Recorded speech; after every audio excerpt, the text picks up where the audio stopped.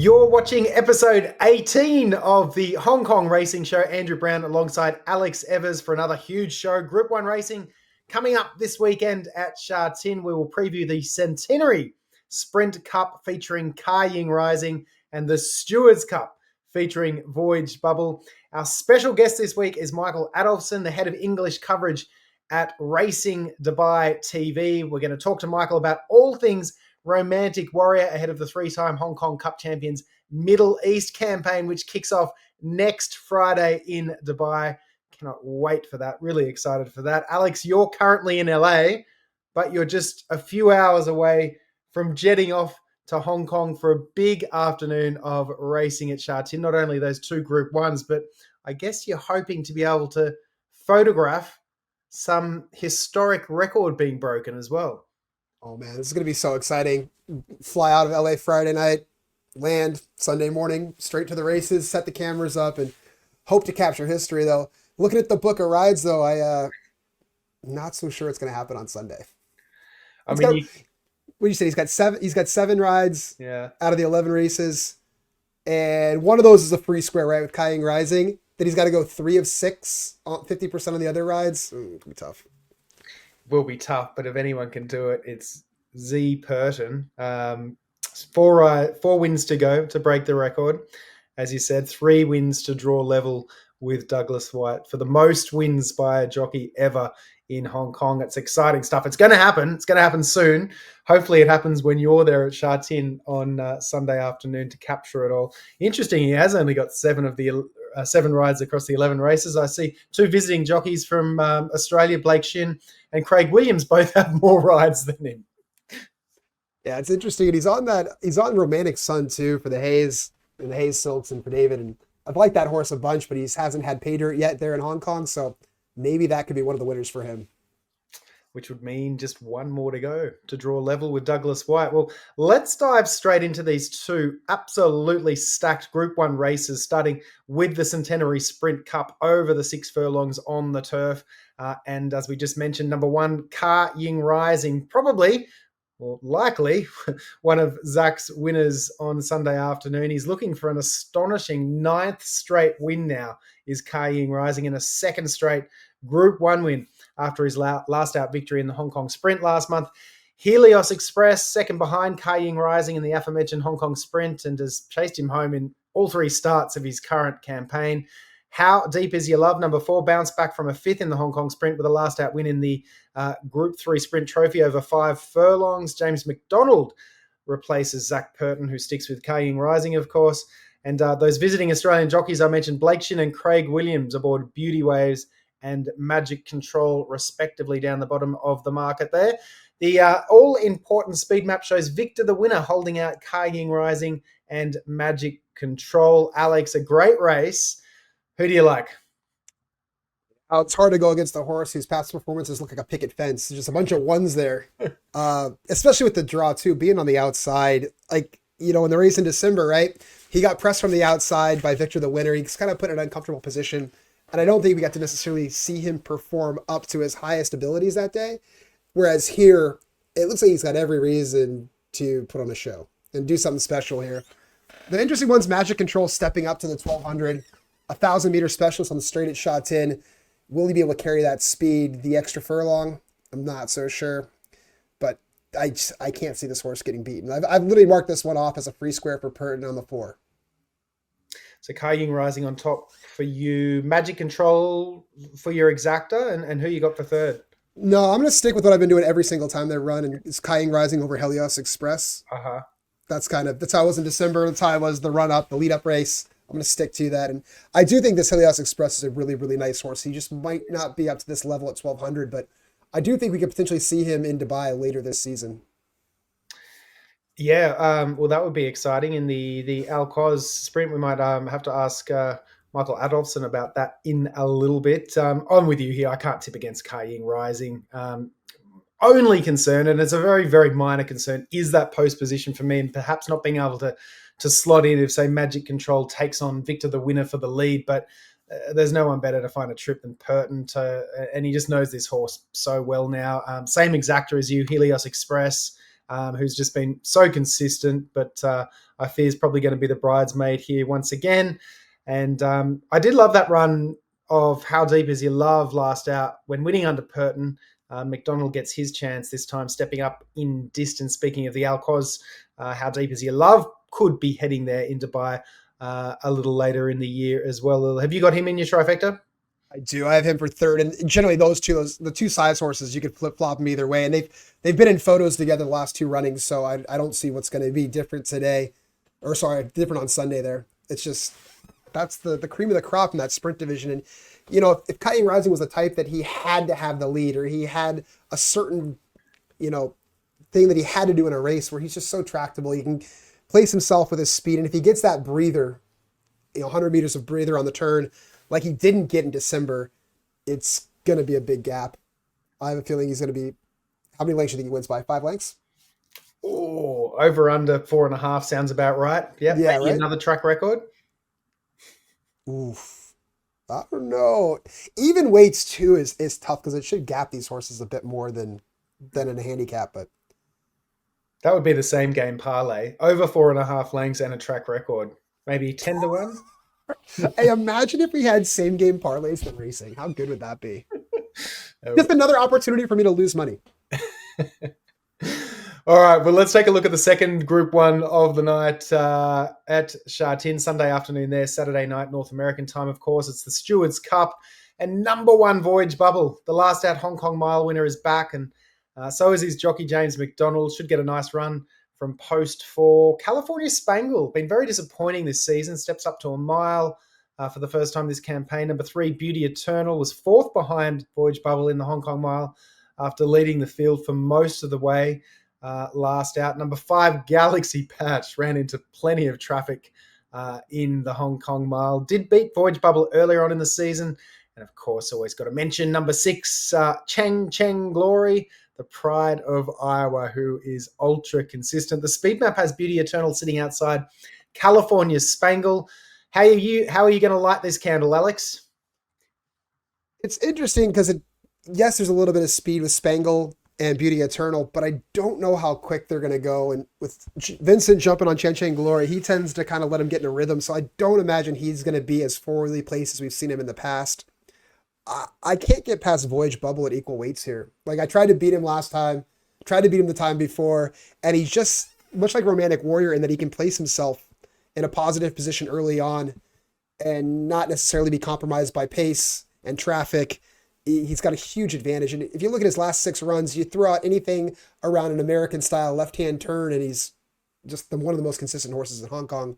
So I'm going to go with Voyage Bubble as far as I just think he's going to win the race. I don't know if he's going to be a price worth betting, but he's a nice horse, and he'll be one who tries to win the Hong Kong Triple Crown. So for those who don't know, in Hong Kong, we have the Classic Series for the 4-year-olds, and then there's the Hong Kong Triple Crown, which is the Stewards Cup in a mile, the Gold Cup in a mile and a quarter, and the Champion and Shader in May at a mile and a half. So I don't know if he can get a mile and a half, but the first 2 legs, he certainly could do that. The other one I'm kind of interested in is Patch of Theta stepping up. I don't know that he's going to be in the top 3, but he's kind of an unknown, and he's very consistent, and he's very tough, and he's another one who can kind of place himself a little bit more forward. I think he'll have a jump on Galaxy Patch as well as Chen Chen Glory will have a jump on Galaxy Patch. It just should be a much cleaner trip for Galaxy this time than last time. Nice one. So your trifecta: Voyage Bubble to beat Patch of Theta, Galaxy Patch third? No, I'm gonna go Voyage Bubble, Chen Chen Glory, and Patch of Theta for third. Got the Chang Chang Glory in there. That's great. Well, look, I've got massive respect for Voyage Bubble. I think he's going to be ultra hard to beat here. It's hard to tip against him, but on price alone, yeah, I'm going to side with Galaxy Patch. Voyage Bubble, I suspect, is going to be odds on. Our partners over at Sky Racing World currently have him at 8 to 11, 11 to 8 on. You might get 4 to 1 or better Galaxy Patch perhaps on the day. He was knocked from pillar to post in the mile last out. Everything went against him.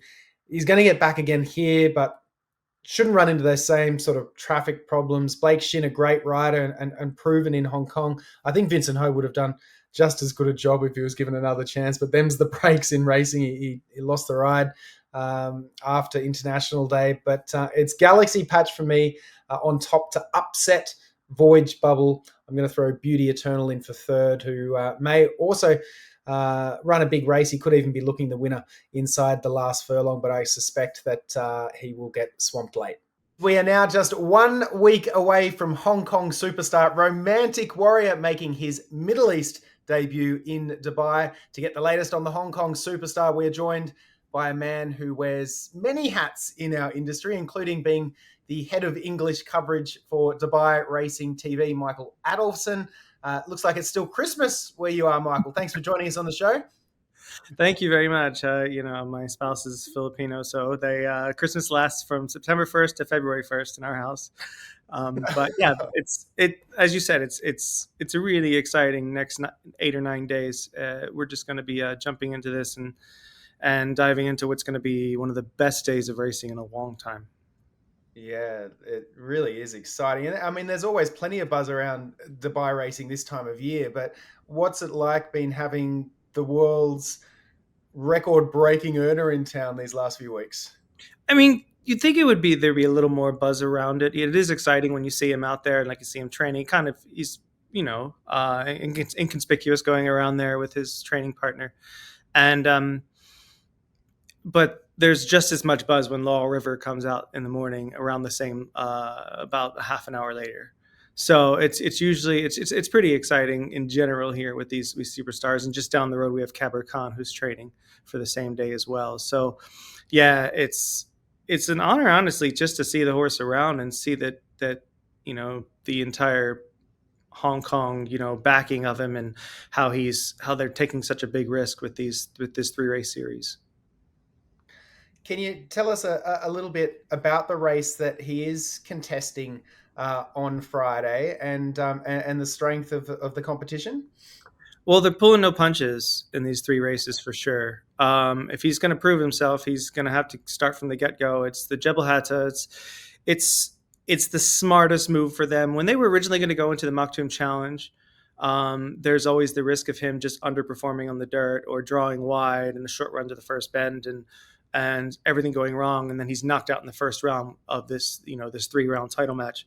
And they did the smart thing. They're going to a 1-turn 9-furlong race. It is a Group 1. He's probably going to face measured time in there. Measured time is going to give him all he can handle. He's going to be a big target to catch because measured time has speed. And measured time's on his home turf here. He's very used to this, and he just set the course record the other day on a course that's been running extremely quickly, almost American firm, I would call it. Right. So I think it's a different kind of grass this year. We can get into that later, but he's going to have to adapt to that. It's going to be a little harder than he's used to surface-wise in Hong Kong. Nice. When you first heard about Romantic Warrior's 2025 Middle East campaign, when it was announced a few months ago, I think initially, as you might have just alluded to, he was probably going to kick off his campaign on the dirt and that then switch to the turf. But what was your initial reaction about the sort of ambitious campaign? Well, the first reaction was, please don't run on the dirt first, because that's a terrible idea. Especially going 2 turns and then having to go back to 1 turn on a sort of a synthetic dirt, which he's going to be he's going to have a much bigger chance doing this sequence, getting himself ready to run 1 bend around a sweeping turn and sort himself out that way, no matter the surface. And I was like, finally a Hong Kong superstar that's going to travel. It's like the Australasia in general. Once they have a superstar, they want to keep them. It's nice to see one. It's nice to see one, Japan aside, who wants to travel and prove himself. And these races suit him. It's not, this is not. It's pretty logical. I mean, this is a 9-furlong turf race on firm ground. You're going to have a turf-friendly surface that in Saudi, and then he's going to have to sort of transition, half step to half step onto the regular dirt. And if I were them, I'd probably be doing a rain dance or something to where it tightens up that track to where he could handle it. But the way I watch him here on the dirt, even in his easy canters, He's going to have a tough time on the regular dirt, most likely, I think. But I look forward to seeing him prove me wrong. When they prove me wrong, it's great. Right. Yeah, it just looks like that Dubai dirt when it gets to that World Cup. The way it's watered, the way it plays, the way the moisture kind of holds in it, the kickback. Like there's so many negatives. It almost kind of reminds me a little bit of like the city of Troy going into the British Cup Classic at Del Mar. There's like more reasons to go against him in this situation than positive. And I couldn't agree with you more about going turf first, then Saudi, where I think he's got a huge go. Yeah. And if he doesn't go to Dubai, it wouldn't be the end of the world. But I do think he's got the best chance he's going to have. The one on the dirt, to me at least, is that Saudi race, and he can avoid kickback. He can stay clear. Pace shouldn't be really an issue for him, and almost everybody has the same boat, right? They're Yeah. shipping in for that race, unlike where he's got to run against measured time there. And the thing I fear about the measured time is just that extra firmness of the track, which he's not accustomed to. And I know they were kind of happy when they got a little bit of moisture at the Yasuda Kanende because it kind of softened it up just a bit, made it more like Hong Kong than it would have been otherwise. But super exciting to see. Yeah, I think there's a lot to be excited about with him, not only in the big races, but in this Jebel Hatta coming up. He's going to have to tackle a proper Group One horse, and this is and measure time's not just. I mean, he was barely unleashed in the Manhattan when he won that. Like he's far better than that. So like this is a proper Group One horse. I think he's rated what like 118 and rising. So yeah, he's getting better. So it's gonna be an exciting clash. I mean, there's going to be a couple others in there. Ancient Rome's going in there. He's going to try to get a piece of it for the Hayes. Um, let's see. I mean, there's Royal Dubai, who's a decent little horse, who has 2 wins over the Cours for Syed Rahumi and Lucci Body, who's got a nice chance to get a piece there. But I don't think it'll be a very big field, but I think it'll be very competitive. Assuming all goes well, of course, in the Jebel Hatta on Friday in Dubai, the next race that we've been talking about, the Saudi Cup on Feb 22.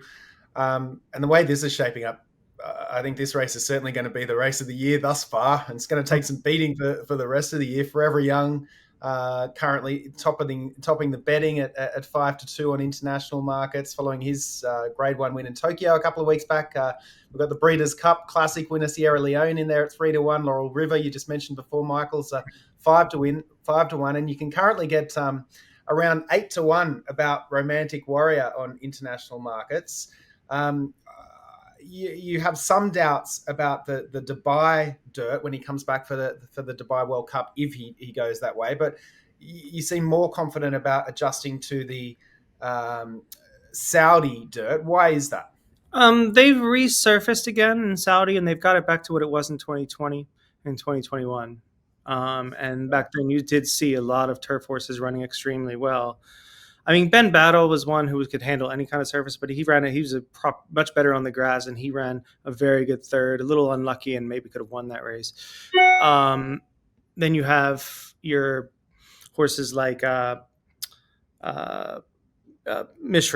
But that racetrack was very odd that day. It rained a lot.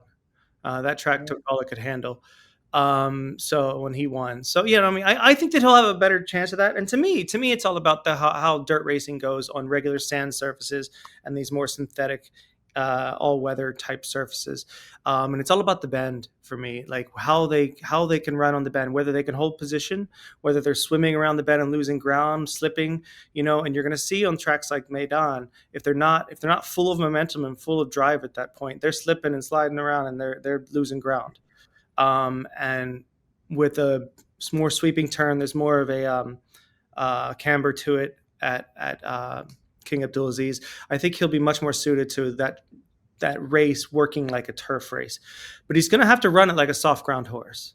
Do you know what I mean? Like he's going to have to start his run about the 3 furlong pole, and really, it's not a furlong and a half burst down the lane.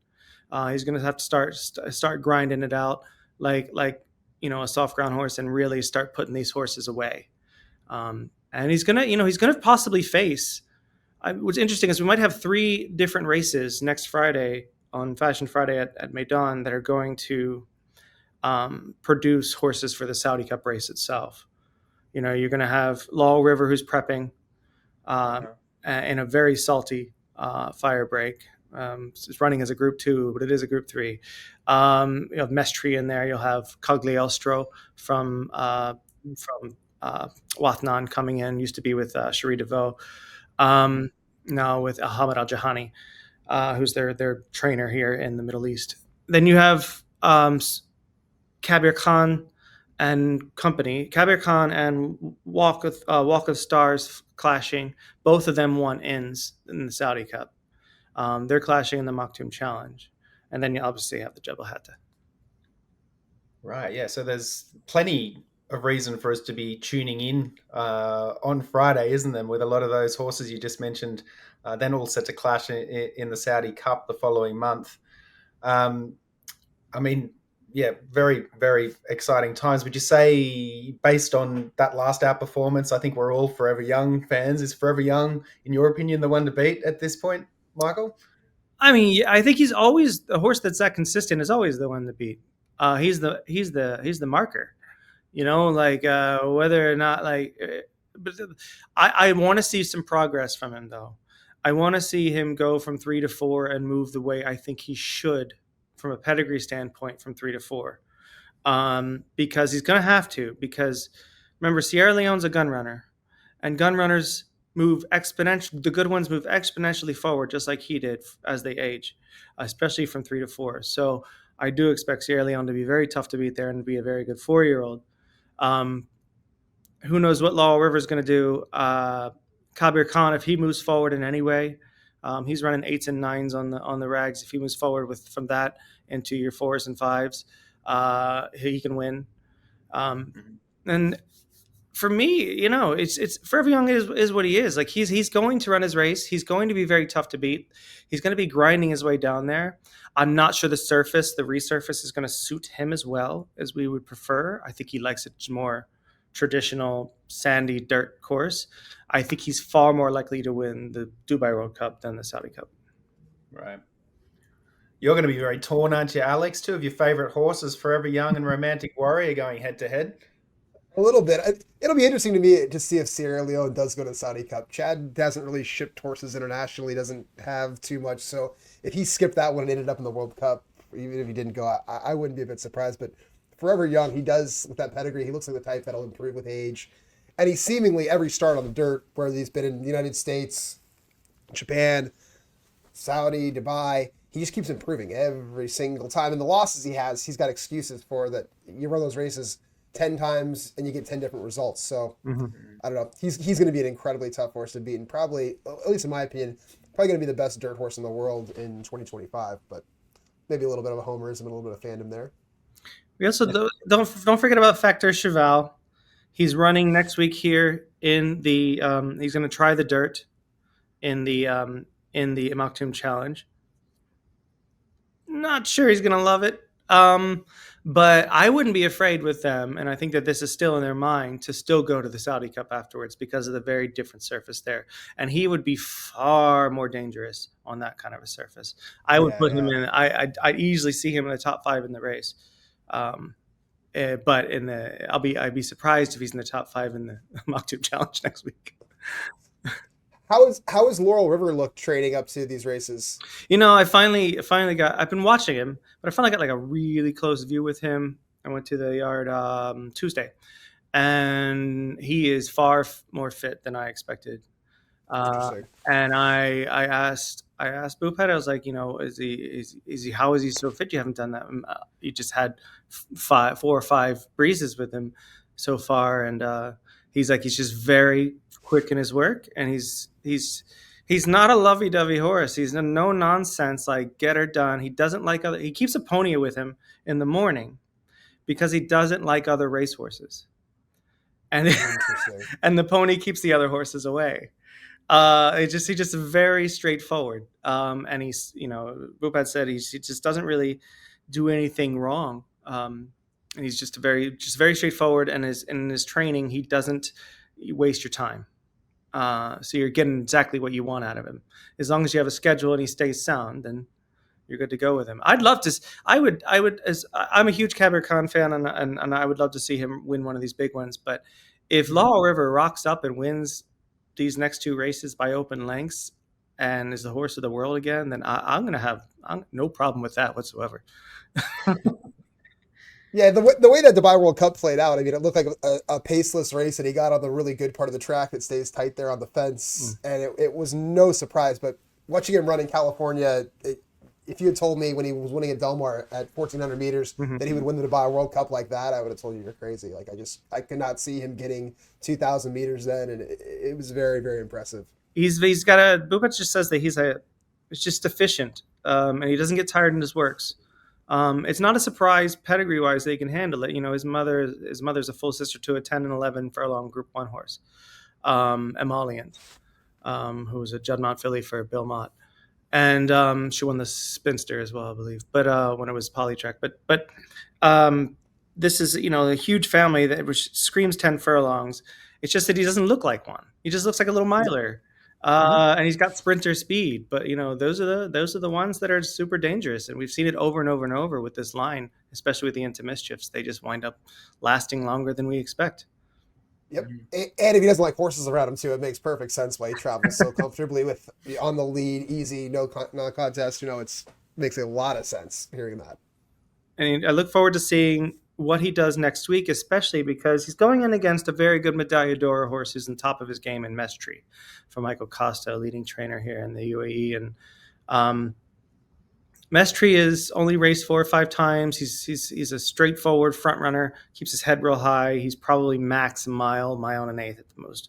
Uh, he's going to want the lead, and I feel like Ben Cohen's going to send him hard and try to take Laurel River out of his game. But the thing about Laurel River is that he doesn't really have a game. He doesn't need to have the front. He just has a pace that he wants to go. And when he goes that pace, if it happens to be in the front or sitting second, it doesn't matter because he's going to burn it. That's second third of the race. That's where he puts his races away. So I'm excited to see that. That I'm going to especially be watching the bend, watching the turn in that 1 mile fire break of whether or not he puts him away like he should. What about Kabak and Michael? What have you seen of him heading into his title defense next week? And has he matured much from what you could tell from last year to this year? He looks bigger. He was already a big boy. Um, he's done what I fully expected him to do. He went to. They sent him to Brad Cox. They realized he's just too sore after a tough season, and then they sent him to Windstar.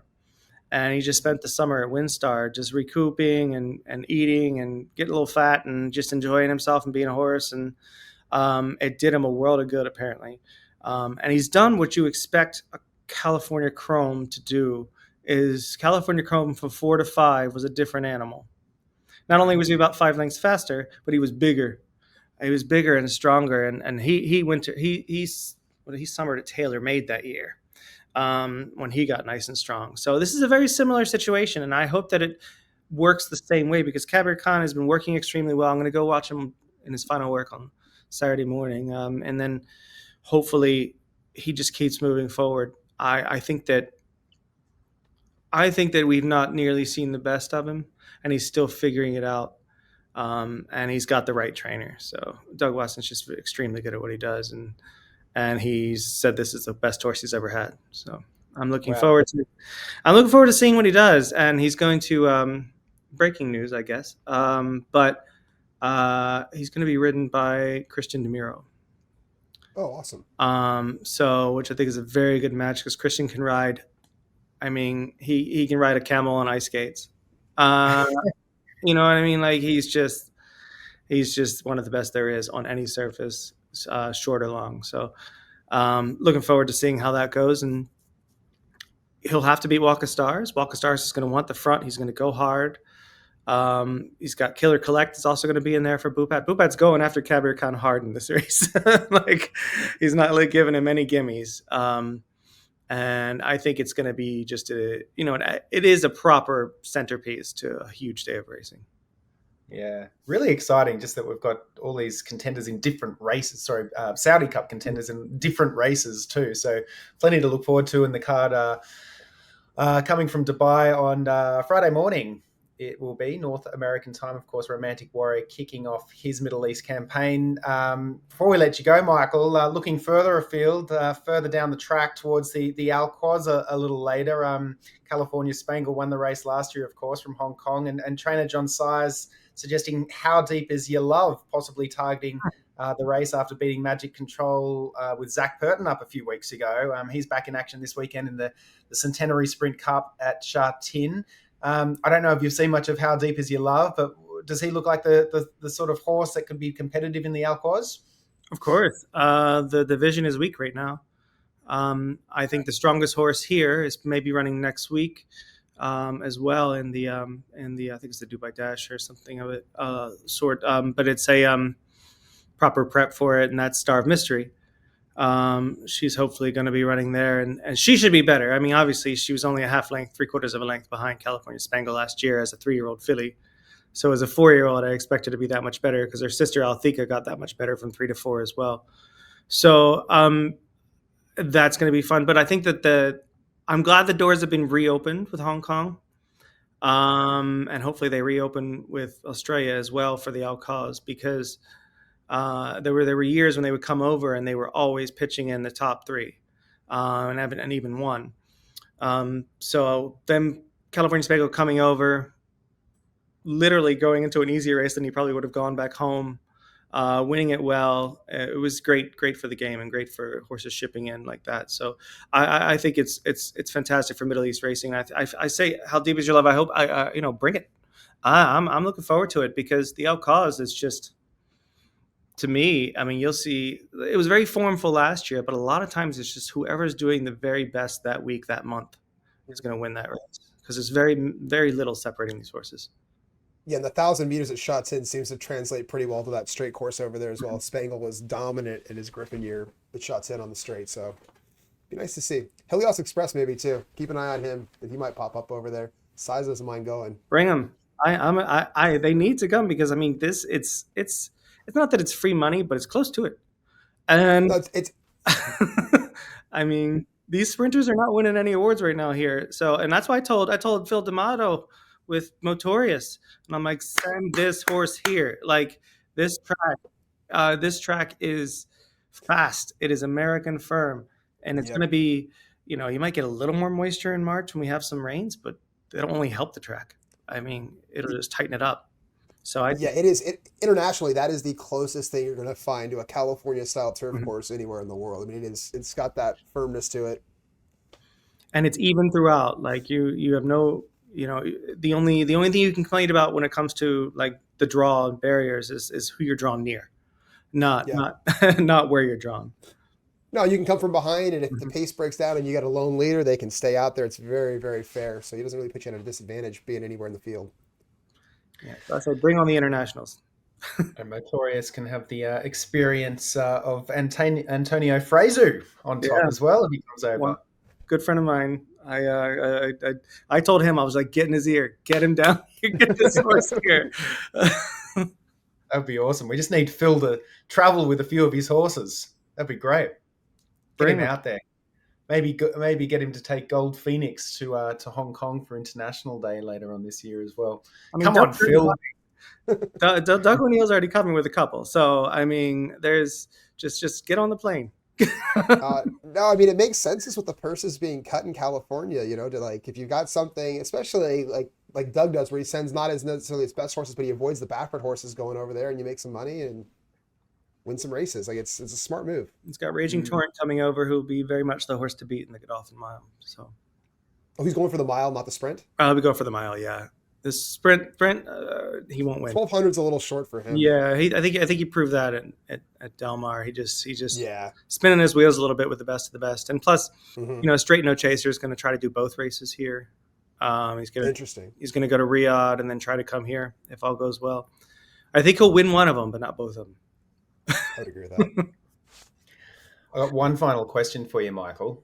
After the Saudi Cup, I think Danny Shum and James McDonald need to get to Sha Tin on the Sunday afternoon for Voyage Bubble.